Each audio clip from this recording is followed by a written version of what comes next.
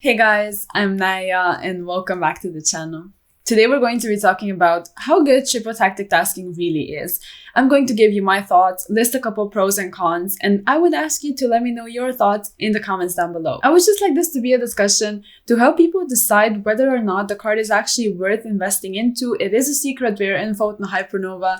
So basically, first we're just going to go through the card, read it, so we're all on the same page, and then we're going to discuss. Another thing to keep in mind, we're going to be discussing everything with the post-Photon Hypernova format in mind. So with that, I just want to read over the card. So if your opponent has activated a monster effect during this turn, set one normal spell trap directly from your deck except triple-tactic tasking, or if your opponent controls a monster, you can add it to your hand instead. The set card cannot be activated this turn, and you can only activate one tasking per turn. So basically with that, the first thing to think about is probably the fact that since it's able to search a card, quote-unquote search, when your opponent controls a monster, it might be better going second. Obviously, they will control bodies, and more than likely, the card is almost always going to be live. Like, if we take a look back, you would practically need to pray for your opponent to either hand trap you or activate something that's like of interaction on their board, like a negate or something,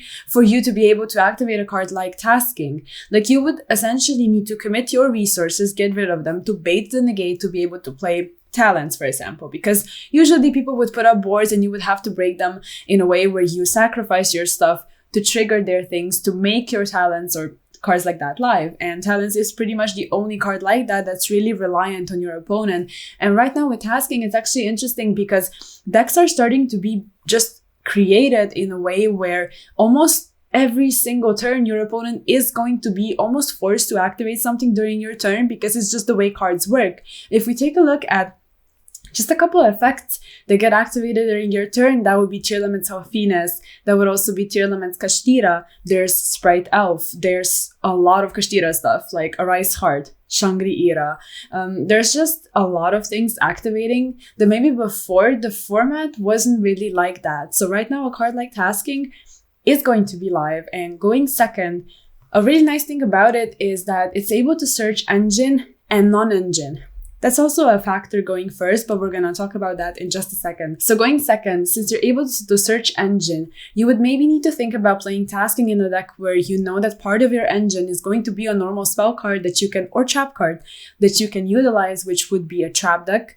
Or even in tier limits, some people are experimenting with a card because it's able to search instant fusion, terraforming as well, which are insanely strong cards. And if we just think about non-engine, going second, you have a plethora of very, very strong cards like Ruler, like Harpy's Feather Duster, like Lightning Storm, Raigeki, Dark Hole, there's a bunch of things, honestly. And there's also Triple Tactics Talent, which basically just seems like this match made in heaven together with Triple Tactic Tasking. And people are trying that out. This build right here, for example, is utilizing the tasking together with talents, which I think is really, really nice. And we're going to talk about ratios also a bit later. So right now, I want to focus on the going first part, because obviously if you're going to be main decking the card, it feels like there should be enough value in it for you to feel like it should be played in your deck going first as well. If you decide to main deck it, then when you win the die roll, it might be in your opening hand. So first you need to think about, yeah, your opponent probably will play something like Havnis if they draw it, or whatever it may be, or they hand trap you, but it's not going to happen as much as when you're going second. That's kind of obvious, but there are still things that you're able to set. However, we discussed non-engine and engine before, but when you look at setting engine going first, if your opponent does not put a body on the board, it feels a bit risky because your opponent is going to be able to get rid of the set card if it's like a normal spell card that's part of your engine or something like that. So if they remove it, you're sort of like putting it out in the open for them to get rid of it, and that's never a good thing. So a couple ideas as to what to search going first would maybe be Dimensional Barrier or a different dimension ground. There's also Impermanence. That's probably one of the best targets going first because it's just going to add on top of the opening board you're going to make anyway. So it's an additional piece of disruption. What else would there be? There's Ice Dragon's Prison. There's other trap cards in a very trap-based strategy. So there are options for you, and it's going to matter whether you main deck this card or side deck it. And I also understand why some people might not even play it because of the reasons I just listed. It's not always going to be live. Even though it's going to be a bunch of times, it's not always going to be live. And when your opponent doesn't put up a body, it just feels really bad, I think. At least in my opinion. It just might be a bit awkward going first. And in my opinion, it's stronger going second. However, a factor that you may take into account is also what kind of event you're going to. Because if you know you're going to be paired up against a lot of things that are going to be activating effects during your turn, which would be the meta decks like Tier Elements, like Kashtira, you might want to decide to main it because of specific reasons. And the reason would maybe be that you have an in-engine card that you would like to search, or that you just want to rely on the non-engine that you're able to search because of the card. However, I also understand why some people might just hate having to be reliant on the opponent. Like even talents sometimes feels a bit weird. In this particular format, it's nice, but it wasn't always the case, and you probably remember that. So that's something to think about. Then there are two other things. The first one is whether or not people will actually feel like tasking is a threat. Because if they do, they might start to cut down on engines that put bodies on the board so that you won't be able to search the card that you want to search. Meaning, if they cut Bestios, if they cut the Gamma package, even Nibiru, for example, which didn't really see play, but it's nice against Kashtira, so people might want to play it. But then they might want to not play it because it would, give more resources to the opponent if the opponent has tasking. So if your opponent decides to cut down on all of that, it immediately makes your tasking worse.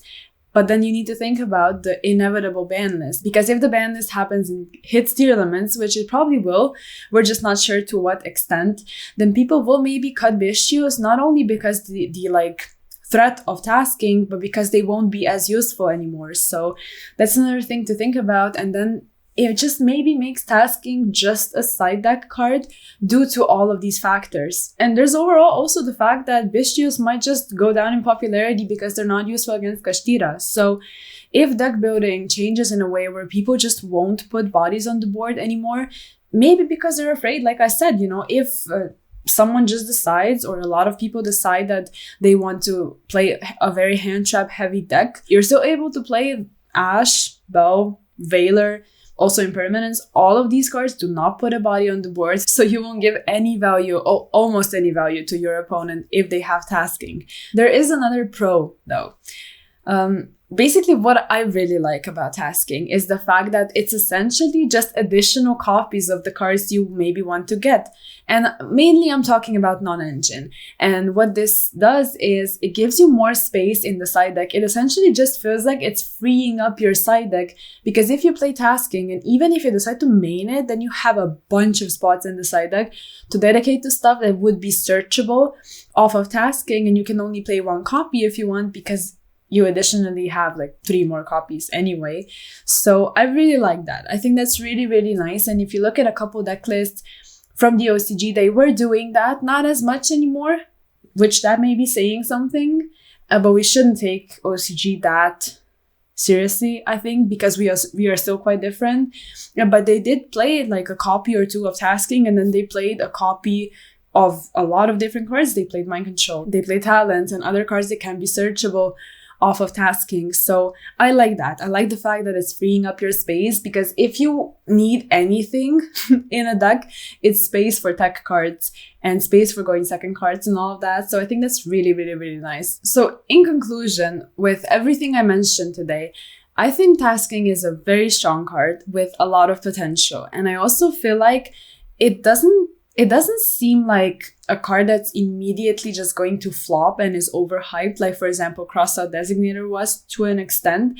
It just feels like people are sort of taking a slow approach and just waiting, testing, and just really deciding whether or not it's worth it, whether or not it should be main deck, side decked, or not played at all. And I think only time will tell. And another factor I think is really important, like I said, but I will repeat myself, is the deck you're playing and is the event you're going to. So basically, with all of that, I just hope that this video sheds some light on the cards that you're able to search, on the pros and cons of the card. And I say search all the time because more than likely you are going to want to use tasking going second when it's really giving you a lot of value. And I would love to hear your thoughts in the comments. There's a lot of different opinions on this card, and I'm just excited to see what happens. I like it. I think it's strong, but there are some weird and awkward things about it. So I just want to know what you think. And if you like this video, please like it, sub to the channel, check out all of the social media, and I'll see you guys in the next one.